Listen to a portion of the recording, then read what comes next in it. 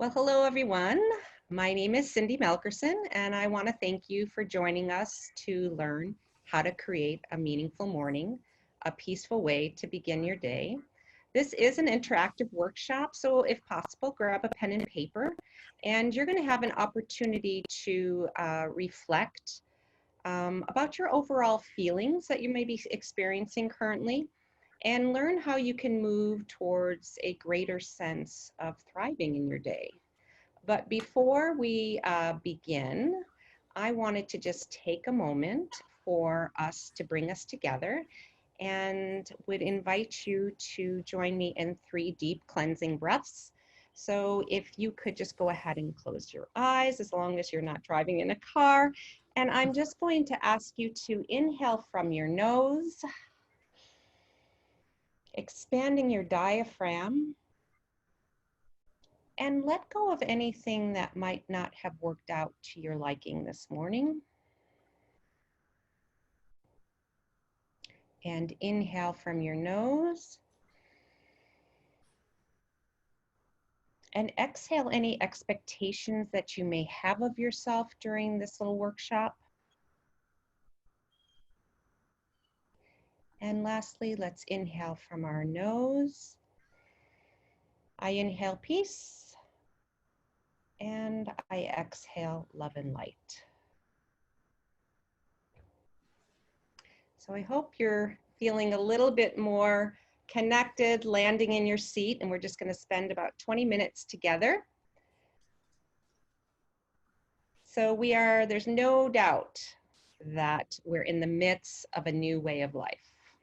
And as we navigate our days, it's really best to have some actions that will help keep us on a journey of more peace and calm, yet energized, motivated, and feeling successful. You know, we're 6 months into this new way, and some days it feels heavier than others. So today you're going to explore your present day feelings around these 4 legitimate pillars of human needs, and how a meaningful morning routine can awaken your emotions and support a positive shift in your day to a healthier living lifestyle. You'll see the pillars are physical, emotional, intellectual, and spiritual. So by the end of our time together, you'll have an exciting action that can create a greater sense of overall well-being in your life and in your day. So grab that pen again. You know, healthy living can mean something different to everyone. So it's important to begin to gain clarity and understand what you want and you expect from healthy living. I've recently been playing and asking people, like, what do you feel healthy living is? What does it look like for you? And the funny thing is, like, people stumble. They don't really know. They just have those standard responses like, I want to be healthy. Oh, I should be exercising more. So we're going to walk through, we're walking through life doing what we think we should be doing, feeling guilty about living the life we really desire. We lose touch with what we really want because we've shut down our emotions. And now it's the time to get back in touch with your emotions. So I'm going to invite you to just take a moment to reflect on what healthy living looks like for you. You'll see I have some prompts there. Check in with yourself. How are you feeling? Did you know September is Self-Care Awareness Month? So let's get started. Take about 15 to 20 seconds.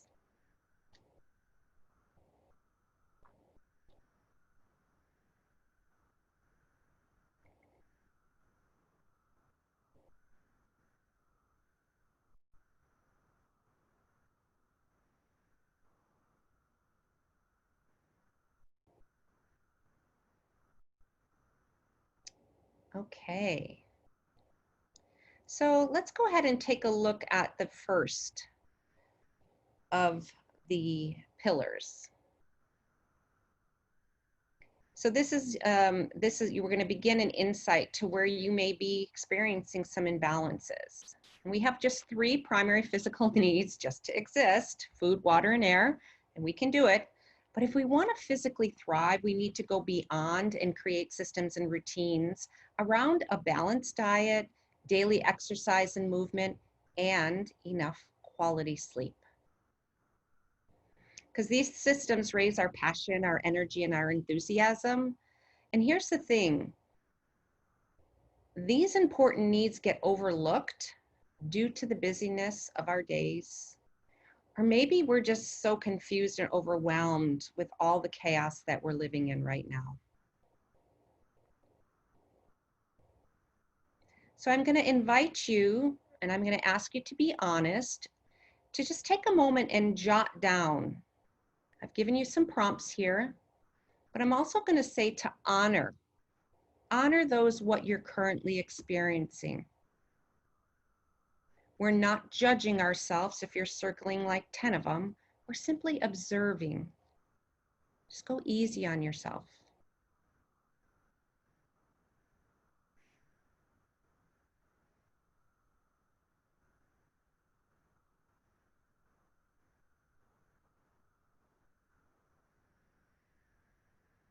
You can't journey to be the best version of yourself unless you know where you currently are.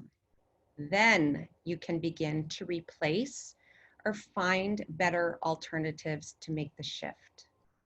I learned in The Slight Edge by Jeffrey Olson that simple daily disciplines, little productive actions repeated consistently over time add up to the difference between failure and success.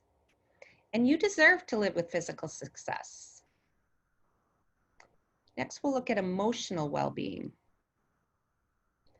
Our emotional needs are acceptance, a place of belonging, meaningful friendships, and intuition. That's why HAYVN is such a success. It's a place you're accepted. It's a place to belong. You get to build that. You see, rejection is difficult for all, and we seek acceptance and belonging every day of our lives. Often our fear of judgment or losing something holds us back. Fear blocks us from growing, from taking action on our thoughts and our desires. And this can even show up in our friendships and our relationships. We sometimes hold on to things that are not in our best interests for fear of being alone. Self-awareness is key to standing in your truth and expressing yourself freely. We dim our light, and today we need more light in this world. So when we feel a lack emotionally, we begin to experience this flood of emotions, which then demotivates us. We become confused. And you can see from this list how it can begin to stir these feelings. And what do we do as a result? We begin to protect ourselves naturally. We get lost in a world of self-talk. And this self-talk even creates even more of a host of emotions. So I invite you to go ahead and check in with your current emotions. How are you feeling?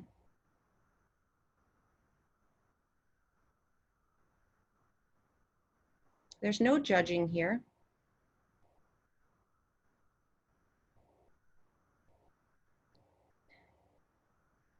When we're not taking care of ourselves, sometimes we have negative thoughts about ourselves, which then makes us feel overwhelmed, and it just loops from one thing to the next. So next, let's go take a look at intellectual well-being. And it's important to feed our mind because ideas create change. Our thoughts are a sum of our actions, and our actions are our life. We feel awake and alive when we are connected to our purpose. When we're too busy or we're too tired, we disconnect from our intellectual desires. And they say fatigue makes cowards of us. We all naturally have these intellectual desires. Our minds need to be stimulated. We want to grow and learn. And who doesn't want to feel successful? But are we giving the attention to these, or are we ignoring them? Sometimes we just ignore our desires because of our own limiting beliefs. although we're entrepreneurs and business owners, there can be times where we're just feeling like we just don't have it. We're not worthy of it. We're afraid of success. We don't know how to do certain things. It would take too long. You know, somebody may judge me. What if people don't like me? What if I make a fool of myself? I make a mistake? Gosh, that list goes on and on and on. A tip I have to offer is the word curiosity. Being curious is really exciting. It feels like you're awake and alive and not just simply existing day to day. And what if that little desire that you're holding for yourself or your business or your family, what if that could actually work for you? All growth occurs outside of our comfort zone. So I invite you to jot down some habits that may be slipping into your life, or some roadblocks that are getting in the way of what you want. Again, there's no judging here. We're just observing. We're being honest with ourselves.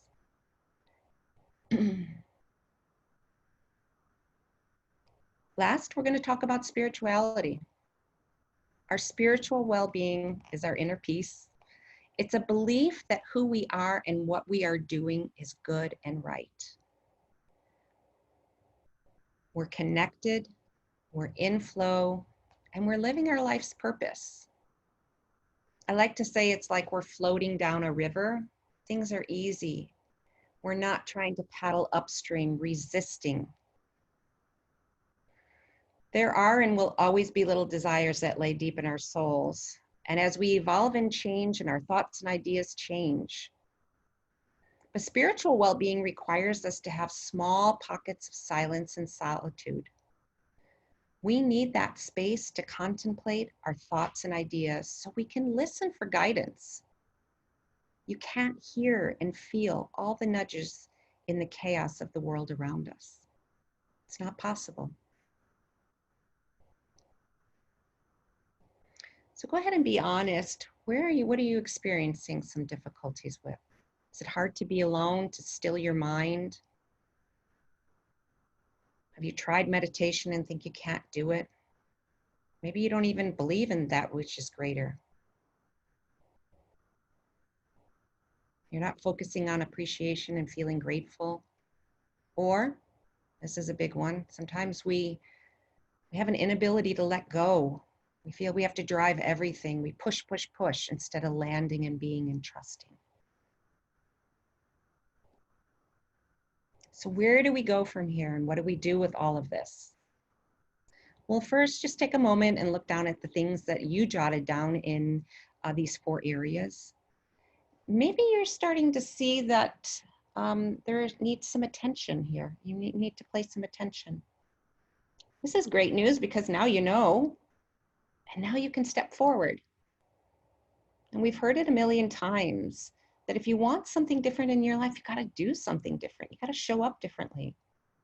And I have a saying, if it's going to be, it's up to me.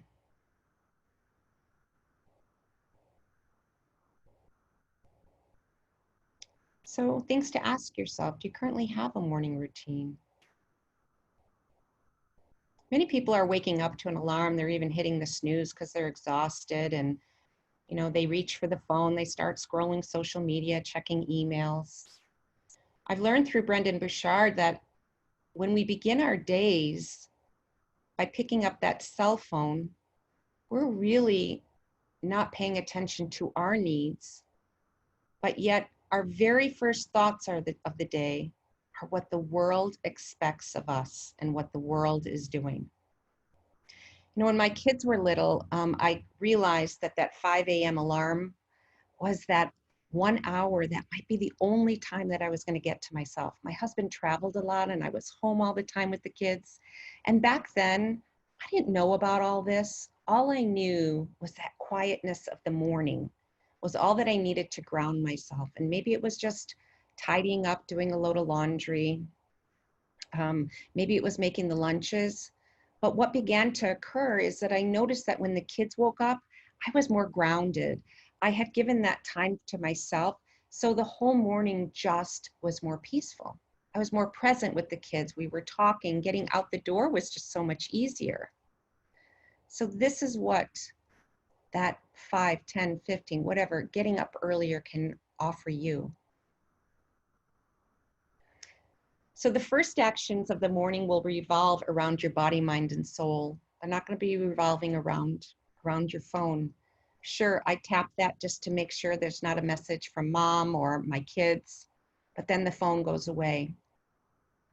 This sounds so indulgent, right? Time to yourself. Imagine for a moment, just that quiet time for yourself with a fresh mind, not the leftovers from your day. And giving attention to each of these areas will certainly help you flourish in your 4 pillars of healthy living. And over time, you will begin to experience an abundance, that greater health, that feeling awake and alive and connected and eager for your present day. So let's just take a look at some actions for each of these categories. I love to call it as kind of like a, it's your buffet. It's not one of those things where do A, B, and C. It's like, here's A, B, and C, and what resonates with you. But I do recommend that you try, you do this all before others awaken in your day and they disturb you. So depending upon what time you decide to wake up and how much time you have, this will determine how long your practice can be. When we begin to create habits, they have to be super small.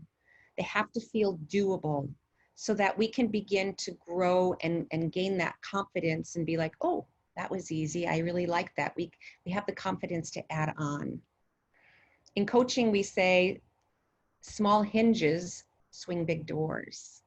So you can choose a few things from here. I usually devote about 10 minutes to this area of the body. This is not my main time of movement for the day.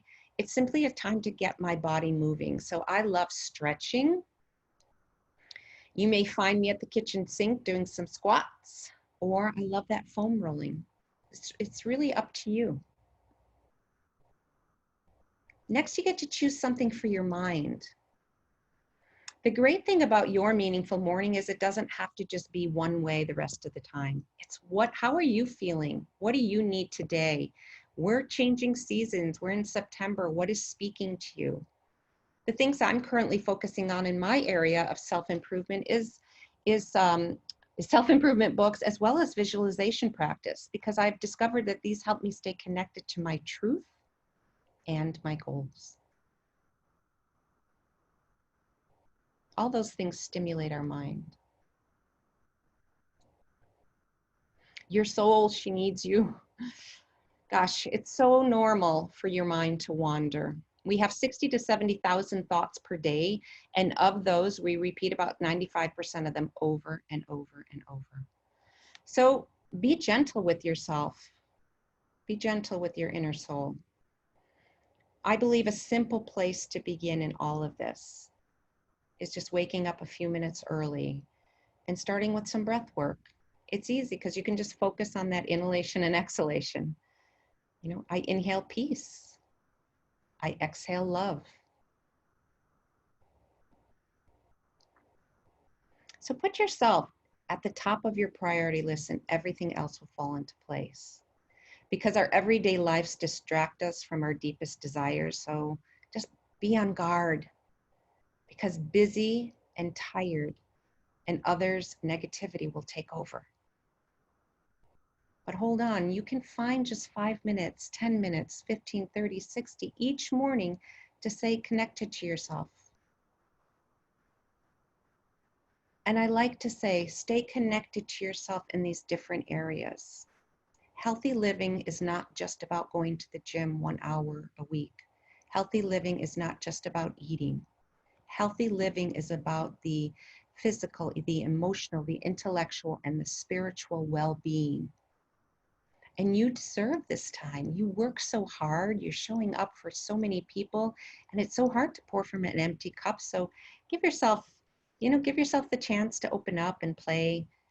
Just watch how things can unfold. with ease and grace. And I do recommend that you create your own special space to arrive at each morning. Just make this place so special that you can't wait to return.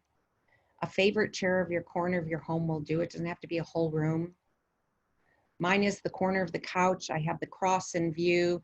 I have a container of shells from all of our childhood, like our kids, our vacations.